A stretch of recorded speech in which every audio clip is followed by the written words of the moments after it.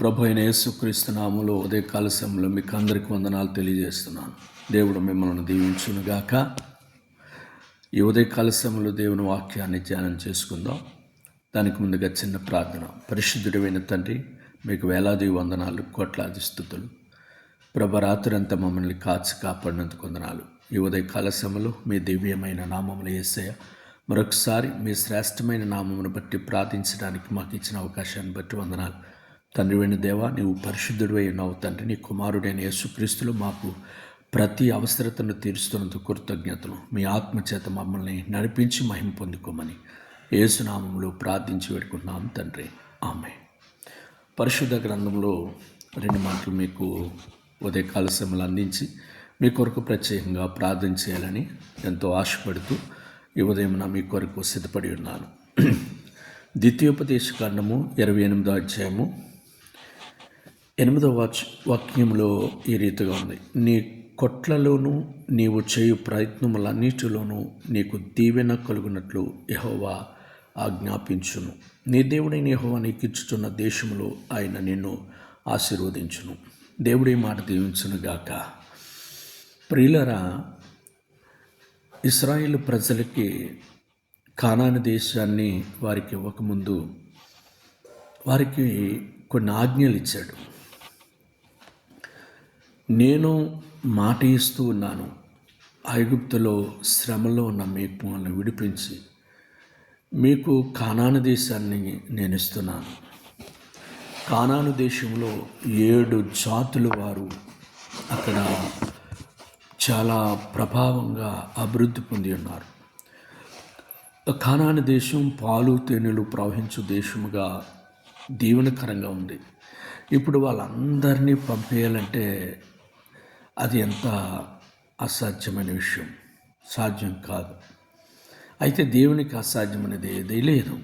ఎందుకంటే అబ్రహాముకి మాట ఇచ్చాడు, 4 తరములైన తర్వాత కానాను దేశానికి మీకు ఇస్తాను అని మాట ప్రకారంగా ఐగుప్తులో నుండి వాళ్ళని విడిపించి వాళ్ళకి ఆ కానాను దేశాన్ని ఇవ్వడానికి ఆయన సిద్ధపడి మోషే ద్వారా ఈ యొక్క వాక్యాన్ని జ్ఞాపకం చేస్తూ నిబంధనను ఆజ్ఞలను ఇస్తున్నాడు. మీరు కానాను దేశము స్వాధీనపరుచుకున్నాక, మీరు ఆశీర్వదించబడ్డాక, మీరు దీవించబడి ఆశీర్వదించి మీరు వర్ధిల్లబోతున్నారు అని చెప్తున్నాడు. ఇక్కడ ఈ 28వ అధ్యాయంలో ఆజ్ఞలు నిబంధన అనేది వాళ్ళకి ఖచ్చితంగా చెప్తున్నాడు.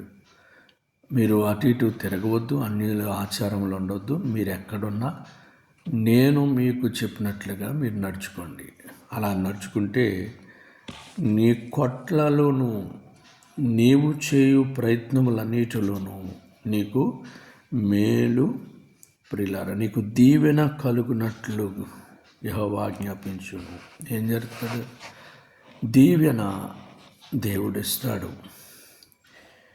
నీ యొక్క సంపద అభివృద్ధి అవుతుంది. కనుక నీవు ప్రయత్నించే ప్రయత్నాలు చాలామంది ప్రయత్నాలు చేస్తారు, విఫలం అవుతుంది. మరి ఈరోజు మన జీవితాలు ఎన్నో విఫలాల వెనకాల ఏదో అవిశ్వాసం ఉంటుంది, లేకపోతే ఏదో ఒక చెడు మనలో దాగి ఉందేమో. అందుకే కొన్ని విఫలాలు అవుతున్నాయేమో అని సరి చేసుకోవాలి. ఒకవేళ మనలో ఏదైనా లోపం ఉందేమో సరి చేసుకుంటే దేవుడు నిశ్చయముగా నీకు దీవెన చేయడమే కాదు, నువ్వు ఎక్కడ అడుగు పెడుతున్నావో నీ దేశమందు ఆయన నిన్ను ఆశీర్వదిస్తాడు. ఈ మాట చాలా గొప్పది. నెహెమీయా గ్రంథంలో కూడా దేవుడు వాగ్దానం చేస్తూ ఉన్నాడు. 2వ అధ్యాయంలో, నెహెమీయా గ్రంథం 2వ అధ్యాయము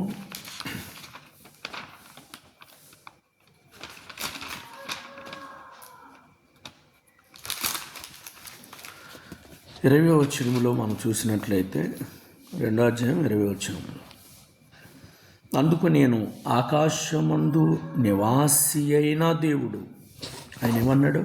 ఆకాశమందు నివాసి అయిన దేవుడు తానే మా యత్నమును సఫలము చేయును కనుక ఆయన దాసులమైన మేము కట్టుటకు పూనుకొనుచున్నాము. యెరూషలేమునందు మీకు భాగమైనను స్వతంత్రమైనను జ్ఞాపక సూచనైనను లేదని ప్రత్యుత్తరం ఇచ్చితిని. ఇక్కడ నెహెమ్యా కాలంలో దేవాలయం యొక్క పరిస్థితి ఏమైందో మనం చూస్తూ ఉన్నాం, తెలిసిన భాగమే. అయితే దేవుడు అంటున్నాడు, నేను మరి మా ప్రయత్నము సఫలము చేయను కనుక అన్నాడు. దేవుడు ఏం చేయబోతున్నాడు? నీ ప్రయత్నాల్ని సఫలం చేయబోతున్నాడు. ఆకాశమందు నివాసైన దేవుడు, మన దేవుడు ఆకాశమందు ఆసీనుడైన దేవుడు, సజీవుడు, గొప్పవాడు. కనుక ఆయన ఏం చెప్తున్నాడు అంటే మన యొక్క ప్రయత్నములను సఫలం చేస్తాడు. అసాధ్యమైనది ఏనది. శత్రువులు ఆ మందిరాన్ని, కూలబడిన మందిరం కట్టకుండా అడ్డుపెట్టినా దేవుడు అంటున్నాడు, నేను నీ యొక్క పని, నువ్వు ఆలోచించిన పనిని నేను సఫలం చేస్తాను. మన జీవితాల్లో శత్రువు మనల్ని కూలగొట్టి మనల్ని మరి ప్రియులరా గలిబిలి చేసినప్పటికీ దేవుడు మాట చెప్తున్నాడు, మరలా దేవుడు మనల్ని మన ప్రయత్నాల్లో మనల్ని జయమిస్తాడు, దీవెన ఇస్తాడు, కాపుదల ఉంటుంది. ద్వితీయోపదేశ కాండంలో 23వ అధ్యాయంలో ఒక మాట ఉన్నది. 23వ అధ్యాయము 20వ వచనంలో మనం చూసినట్లయితే ఇక్కడ కూడా చూడండి, 19, 20 కలిపి ఉంటుంది. నీవు వెండినే కానీ ఆహార ద్రవ్యమునే కానీ వడ్డీకి వేయబడు దేనిని నీ సహోదరులకు వడ్డీ ఇవ్వకూడదు. అన్యునికి వడ్డీకి బదులు ఇయ్యవచ్చును, కానీ నీవు స్వాధీనపరుచుకున్నట్లు చేరబోవచ్చున్న దేశంలో నీ దేవుడైన యెహోవా నీవు చేయు ప్రయత్నములన్నిటి విషయంలోనూ నిన్ను ఆశీర్వదించినట్లు నీ సహోదరులకు వడ్డీకి బదులు ఇయ్యకూడదు. ఇక్కడ దేవుడు నిన్ను ఆశీర్వదించబడ్డాక, నీకు ఒక భయంకరమైన శాపంలో ఉండి నిన్ను విడిపించాక, నీవు ఆశీర్వదించబడ్డాక సహకారిగా ఉండు, మేలుగా ఉండు. ప్రియులారా, వడ్డీలు అంటే 10 రూపాయల వడ్డీ, 5 రూపాయల వడ్డీ, 20 రూపాయల వడ్డీ అవకాశాన్ని బట్టి చాలామంది ఇస్తూ ఉంటారు. ప్రియులారా, కాబట్టి దేవుని సన్నిధిలో ప్రభు చెప్తున్నాడు, నిన్ను ఆశీర్వదించాక అలాంటి ఆశించుకో. ఒకప్పుడు నీకు ఏమీ లేనప్పుడు నువ్వు ఎలా ఉన్నావు, ఇప్పుడు నువ్వు ఇవ్వగలిగే స్థితిలో ఉన్నప్పుడు ఎక్కువ నువ్వు దాని మీద ఆశించుకో. నేను నిన్ను దీవించాను కదా అని ప్రభు చెప్తున్నాడు. నిజమే, ఈరోజు మనం దీవించబడ్డాక ఇతరులకు సహకారిగా ఉండే గొప్ప ఐశ్వర్యాన్ని దేవుడిస్తున్నప్పుడు నీకు ఎంత సంతోషం అండి. ఈరోజు చాలామంది డబ్బు ఉంది, చాలామంది ఐశ్వర్యం ఉంది. ఒక యవనస్తుడు అండి ప్రియులారా, చాలా డబ్బు ఉంది. ఆ డబ్బుతో తను ఎంజాయ్ చేశాడు. ఒగ్గాను కుమారుడు తను త్రాగుతూ మరి చాలా విచ్చలవిడిగా ఉన్నాడు. మరి యవన కాలంలో 2 చిన్నపిల్లలు పుట్టారు. వాళ్ళ చిన్నపిల్లలు, తన భార్య, తన తండ్రి అనారోగ్యంగా ఉన్నాడు. కోట్ల రూపాయలు సంపాదన ఉంది, కానీ వ్యసనాలకు లోనైపోయాడు. తన జీవితం పతనం అయిపోయింది, చనిపోయాడు. భార్య పిల్లలు అనాథలైపోయారు. డబ్బు ఉంది కానీ తండ్రి లేని జీవితం, భర్త లేని జీవితం, తన జీవితాన్ని పాడు చేసుకున్నాడు. కనుక కారణం ఏంటంటే తన విలువ, ఆ డబ్బు విలువ, ఆ సంపద విలువ అతనికి తెలుసుకోలేకపోయాడు. కనుక దేవుడు అంటున్నాడు, ఆ సంపద నీకు ఇచ్చినప్పుడు దాని విలువను నువ్వు కాపాడుకుని సహోదరుల పట్ల ప్రేమ కలిగి ఉండు, దేవుడు నిన్ను దీవిస్తాడు. నిజంగా ఆ వ్యక్తి ఆ వ్యసనాలకి లోను కాకుండా మంచి పనులు చేస్తుంటే దేవుడు తన కుటుంబం ఎంతో మంచిగా ఆశీర్వదించును.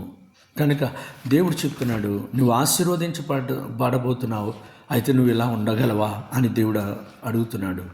అలా ఉండగలమండి? ఆశీర్వదించాక మరొకలా మారిపోతున్నామా? ప్రభు చెప్పినట్లుగా మనం వింటే ప్రభు మనతో ఉంటారు. 15వ అధ్యాయం ద్వితీయోపదేశ కాండంలో 15వ అధ్యాయం 10వ వచనంలో మనం చూసినట్లయితే 15వ అధ్యాయము 10వ వచనంలో కూడా ఒక మాట మనం జ్ఞాపం చేసుకున్నాం. నీవు నిశ్చయముగా వానికి ఇయ్యవలెను, వానికి ఇచ్చినందుకు మనస్సులో విచారపడకూడదు. ఇందువలన నీ దేవుడైన యెహోవా నీ కార్యములన్నిటిలోనూ నీవు చేయు ప్రయత్నములన్నిటిలోనూ నిన్ను ఆశీర్వదించును. ఏదైనా చేసినప్పుడు విచారించుకో, ఎందుకు చేశానా అని.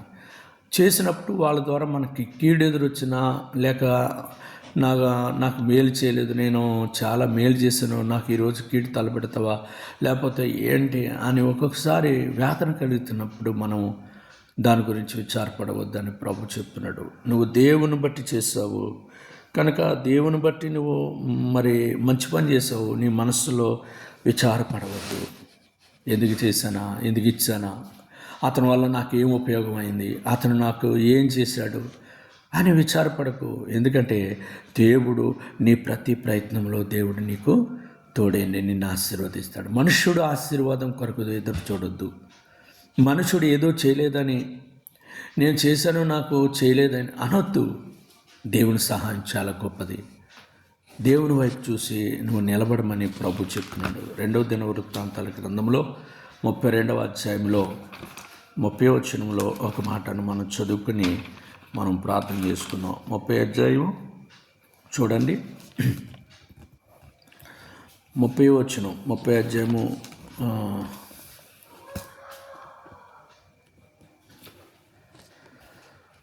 యేసయ్యానికి స్తోత్రం.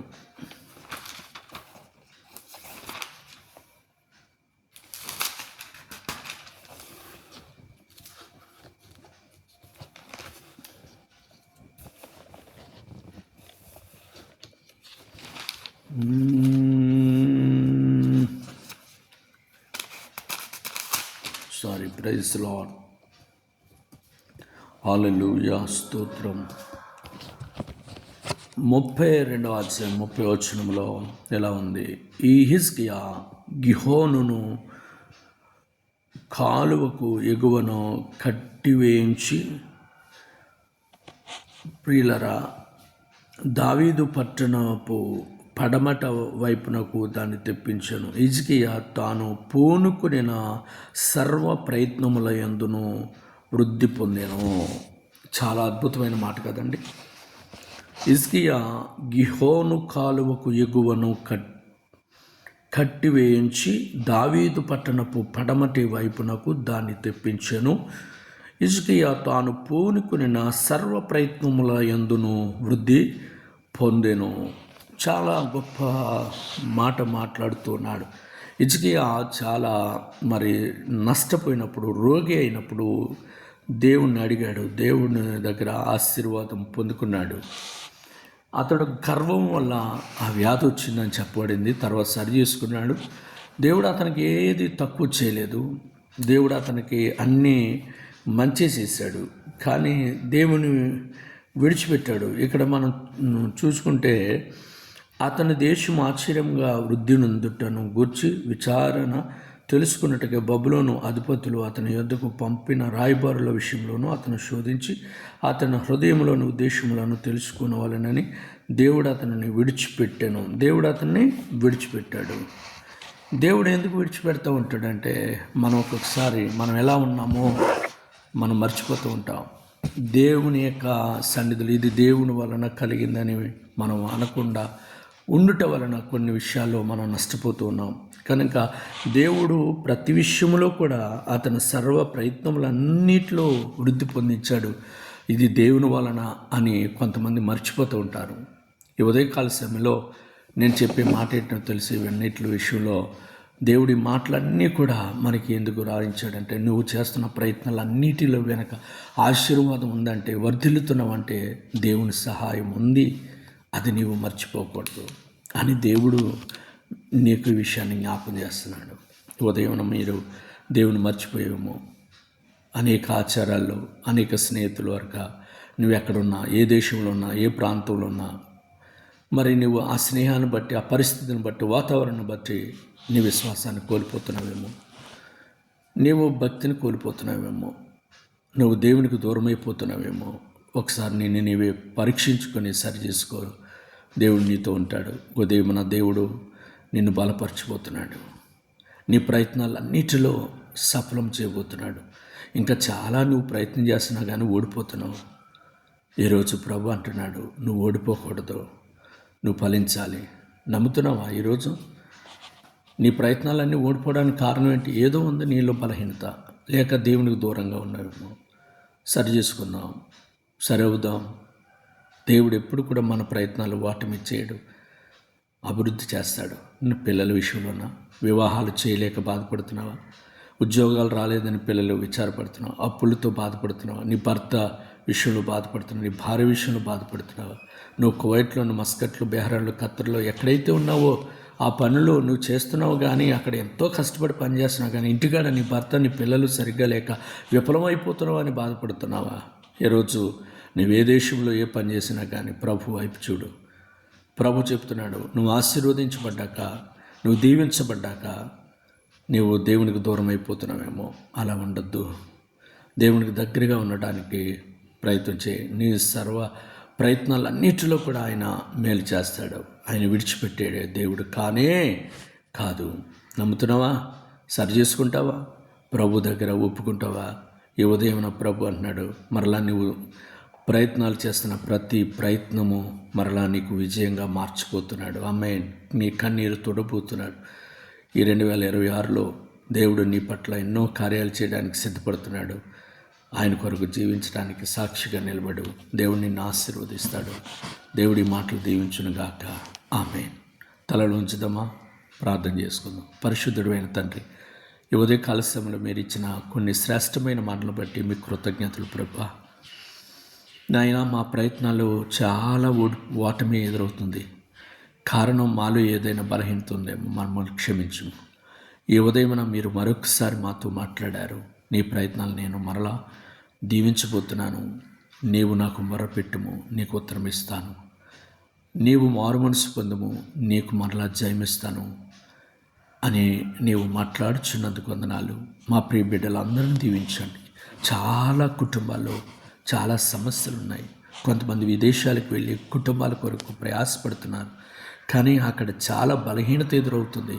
వారు ఆ పనులు చేయలేక, కొంతమందికి అయితే దుడుకు, భయము, ఆందోళన, కొంతమందికి అయితే నీరసాలు, కొంతమంది అయితే ప్రభువా బాగా మంచిళ్ళే, కానీ ఏదో ఒక శోధన, ఆటంకాలు, అవన్నీ సరిచేయండి. విదేశాల్లో ఉన్న మా ప్రియ బిడ్డలందరికీ మంచిగా ప్రభువా పని చేసుకునే ధన్యత వారికి దయచేయండి. ఆరోగ్యంగా హెల్దీగా ఉండడానికి కృప చూపండి తండ్రి. వారు ఒక్కొక్కరి మీద నీ కృప ఉంచండి. ఎవరిని విడిచిపెట్టక ఎవరిని కాపాడు. ఇండియాలో ఉన్న వారి కుటుంబాల మీద దీవించండి. అలాగే మా సంఘంలో బిడ్డలందరినీ దీవించండి. మురుగున పరిచర్య బిడ్డలందరినీ దీవించి, ఇక్కడ దావరేడుపల్లి పరిచర్య దీవించండి. అన్యుల మధ్య పరిచర్య దీవించండి. మా పరిచర్య అంచెలంచెలుగా దీవించండి. నేను ఎవరి కోసం అయితే ప్రార్థన చేస్తున్నాను, యేసు నామములో ఇప్పుడే వారికి విడుదల కలుగునుగాక. యేసు నామములో అయ్యా ప్రార్థన చేయండి అని ఎవరైతే చెప్పారో, యేసు నామములో ఇప్పుడే వారికి ఆ కార్యాలు జరుగునుగాక. నిశ్చయముగా నమ్ముతున్నాను ప్రభువా. నా పట్ల ఎన్నో గొప్ప కార్యాలు చేశావు. ఎంతోమందికి నేను ప్రార్థన చేసినప్పుడు ఎన్నో అద్భుతాలు చేశావు. ఎక్కడ వాటమి అనేది లేదు ప్రభా. నువ్వు చేసిన కార్యాలు బట్టి కృతజ్ఞతలు ప్రభా. నేను చాలా బలహీనుని, అల్పుడను. నా ప్రార్థన కేవలం ఆలకించి మీరు ఎన్నో కార్యాలు చేశారు నా తండ్రి. ఉదయమున నాయన అనేక అద్భుతాలు మా ప్రియ బిడ్డల్లో దయచేయండి అయ్యా. మీరు ప్రార్థన చేస్తే కార్యాలు జరుగుతాయని విశ్వసించిన వారందరి జీవితాల్లో అద్భుతం యేసు నామములో జరుగునుగాక. ఈ దీనుడు మొరపెట్టగా యెహోవా ఆలకించనని సెలవిచ్చావు తండ్రి. ఈరోజు నేను ప్రార్థన చేస్తున్నాను ప్రభా. వారికి మేలు చేయండి, సహాయం చేయండి, వారికి దీవెన దయచేయండి, వారికి ఆశీర్వాదం కలిగింపచేయండి, వారి ప్రయత్నాలన్నిటిలో సఫలం చేయండి ప్రభా. నీ కార్యాన్ని నూతనపరచమని అడుగుచున్నాను నా తండ్రి. నీవు ఎంతైనా నమ్మదగిన దేవుడు. మా బంధకాలు విడిపించు, మా ఆటంకాలు తొలగించు, అద్భుతాలు, ఆశ్చర్యకార్యాలు చేయండి. ఈ ఉదయం ఎంతగానో అడుగుతున్నాను నాయన. నీ పాదాలు పట్టుకుని అడుగుతున్నాను. మా ప్రియ బిడ్డలు చాలామంది అయ్యా మా కొరకు ప్రార్థన చేయండి. మా పిల్లల వివాహాలు నాయన చేయాలనుకుంటున్నాం, సరైన సంబంధం లేక బాధపడుతున్నాం అయ్యా, రాక బాధపడుతున్నాం అన్న వారి కొరకు ప్రార్థిస్తున్నాను. యేసు నామములో ఈ సంవత్సరమైన ప్రభువా, ఈ 2026లో వారికి నాయన ఎదురు చూస్తున్న మంచి సంబంధాలు మీరు ఖాయం చేయండి. ఒక మనుషుడు చూచుట వలన ఏమి జరగదు, కానీ మీరు ఏర్పాటు చేస్తే అది జరుగుతుంది. కార్యం చేయండి. బంధకాలు విడిపించండి, అప్పులు విడిపించండి నాయన. సమాధానం లేని కుటుంబాల్లో సమాధానం ఇవ్వండి నాయన. ఉద్యోగాలు లేని వారికి ఉద్యోగాలు ఇవ్వండి దేవా. నాయన నీ కానికరాలు, నీ కృప దయచేయండి. దీర్ఘ వ్యాధులతో బాధపడుతున్న వారికి విడుదల ఇవ్వండి, అద్భుతం చేయండి. చిక్కులు ఉన్నవారికి విడిపించండి. నీ కృప చేత నింపండి ప్రభా. మేలు చేయండి. నా సహోదరుడు ప్రభా మస్కట్ కంపెనీలో జాయిన్ అవుతుండగా బిడ్డను మీరు దీవించండి. ఒక సహోదరి ప్రభా నాయన గుండె దడతో బాధపడుతుంది నాయన, అక్కడ పనిచేస్తుంది కానీ ఇండియాకి వెళ్ళిపోవాలని ఆందోళనగా ఉంది ప్రభా. యేసయ్య, ఇండియాకి వెళ్ళిపోతే చాలా అప్పులతో ఉంది, ఏమైపోతానో అని భయము, అప్పులు తీర్చలేని భయం. ఆమె గుండె దడ భయము తొలగించి స్వస్థత శీఘ్రముగా కలుగునిగా ఇప్పుడే బాగు చేయండి నాయన. అనేకులు అనారోగ్యంతో ఇండియాలో ఉండిపోయి మరలా విదేశాలకు వెళ్ళి పని చేసుకోవాలనుకున్నారు. వారికి విడుదల ఇచ్చి స్వస్థతనిచ్చి క్షేమం ఇచ్చి మరలా విదేశాలకు వెళ్ళి పని చేసుకుని కొంత ఇచ్చేయండి. ఎంతోమంది విదేశాల్లో ఉండి ఇండియాకు రావాలంటే వారు బంధకాల్లో ఉన్నారు. వారి బంధకాలు విడిపించి, వారి సమస్యలు విడిపించి ఇండియాకు రావడానికి వీసాలన్నీ సెట్ చేయండి. స్తోత్రాలు నాయన, కృపచేత నింపండి నాయన. అనేక మంది ప్రభా నీ ద్వారాలు ఓపెన్ అయ్యేటట్టుగా చేయండి. వ్యాపారాలు దీవించండి, ఉద్యోగాలు దీవించండి, అనేక పనులు దీవించండి అయ్యా. దామరెడ్డిపల్లిలో పైన మందిరం కడుతున్నాం, ప్లాస్టింగ్లు కావాలి నాయన. ఇదిగో వైరింగ్కి సామానం కావాలి, వైరింగ్ పని చేయించాలి, ఇంకా ప్లాస్టింగ్ పని చేయించాలి. ఇంకా ప్రభు నా తండ్రి నాయన, మరి గుమ్మాలు కిటికీలు చేయించాలి. పెద్ద గుమ్మానికి తలుపులు చేయిస్తానని ప్రభు గోకవారంలో నాయన నీ దాసుని యొక్క సంఘంలో ఒక కుమారుడు నాయన ప్రేరేపింపబడ్డాడు. ఆ బిడ్డను దీవించు, వ్యాపారం దీవించాడు నాయన. మందిరానికి కిటికీలన్నిటికీ నా సహోదరుడు, వారి అక్క చెల్లెళ్ళు, వారి కుటుంబం అంతా కూడా కిటికీలన్నిటికీ నాయన మరి మేమే స్పాన్సర్ చేస్తామన్నారు. వారిని, వారి కుటుంబాన్ని, వారి అక్క నాయన చెల్లెళ్ళు కుటుంబాలని, వారి అమ్మగారిని కుటుంబాన్ని దీవించి, వారి కుటుంబాన్ని దీవించండి ప్రభు. స్తోత్రాలు. అలాగే నాయన ప్రభు మరి టైల్స్ కూడా కావాలి, సహాయం చేయండి. అలాగే ప్రభు వైరింగ్కి సామానం కావాలి, సహాయం చేయండి ప్రభు. పైన పెట్ట కూడా కట్టాలి, ఎందుకంటే పిల్లలు ఎవరైనా పైకి వెళ్తే ప్రమాదమైన పరిస్థితులు ఎదురవుతాయి కనుక పెట్ట కూడా కట్టాలి ప్రభా. పైన ఆ విషయంలో కూడా కావలసిన ఇటుక సమకూర్చండి. సహోదరుడు ప్రభ 3,000 ఇటుకు ప్రభ పంపిస్తానని నా సహోదరుడు ప్రభ నీ దాసుడు ప్రమాణం చేసి ఉన్నాడు తండ్రి. మేము ఇవ్వాల్సినవి మేము ఇస్తాము అని ప్రభు ఆయన చెప్పి ఉన్నారు.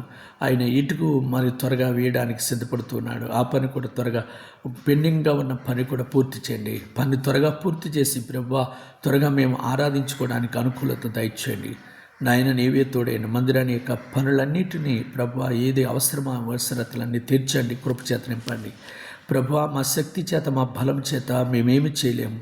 మా సంఘము తండ్రి అంత బలమైన సంఘము కాదు, అయినను బలమైన మందిరాన్ని మాకు ఇస్తూ ఉన్నారు. ఇది మా శక్తి, మా బలము కాదు, నీ కృప వలనే, మీ దయ వలనే యేసయ్య ఈ మందిరాన్ని కట్టించారు నాయన. నీవే తోడైన కార్యం చేశారు. ఇంకా అనేక మంది స్పాన్సర్లు ముందుకు నడిపించండి. ఇంతవరకు ఆ మందిరానికి సహాయం చేసిన దాతలందరినీ పేరు పేరున వారి కుటుంబాలను దీవించి ఆశీర్వదించండి. ప్రతి నాయన రూపాయి ఇచ్చిన వారందరినీ మీరు దీవించండి నాయన. ఆశీర్వదించి మహిమ పొందండి, కృపచేత నింపండి. లక్షలు ఇచ్చిన బిడ్డలను దీవించండి, వేల ఇచ్చిన రూపాయలను దీవించండి ప్రభువా.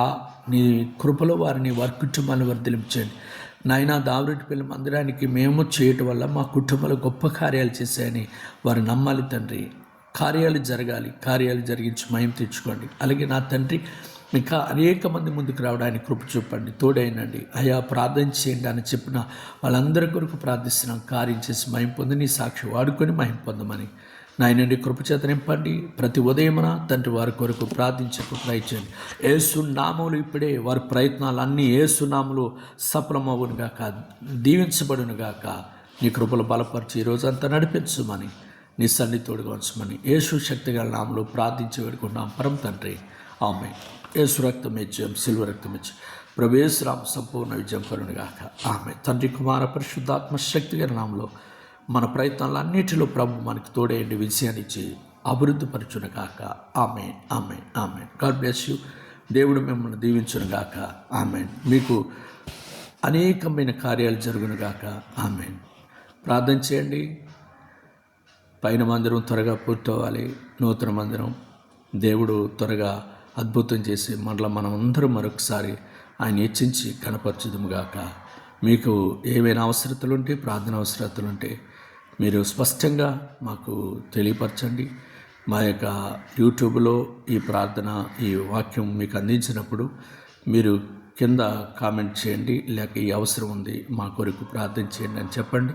తప్పనిసరిగా నిశ్చయముగా మీ కొరకు ప్రార్థన చేయడానికి సిద్ధంగా ఉన్నాను. దేవుడు మిమ్మల్ని దీవించునుగాక. ఆమేన్. God bless you.